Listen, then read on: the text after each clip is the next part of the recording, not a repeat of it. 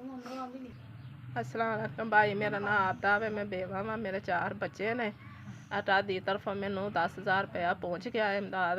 अल्लाह पाक ताड़ी तंदरुस्ती दे, सेहत है।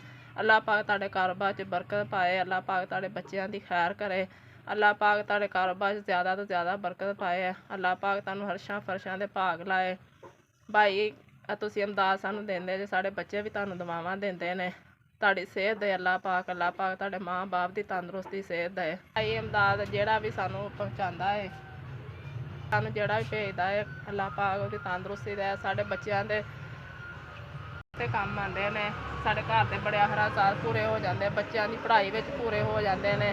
भाई मैं खुद भी बीमार हाँ, मैं अपनी दवाई लै लैनी हाँ, मेरे बड़े काम में पैसे आते हैं। अल्लाह पाक ताड़ी तंदरुस्ती दे, अल्लाह पाक ताड़ी सेहत दे, अल्लाह पाक तुहानू ज़्यादा तो ज़्यादा दे। तुसीं साढ़े माड़ियां दी मदद करदे जे।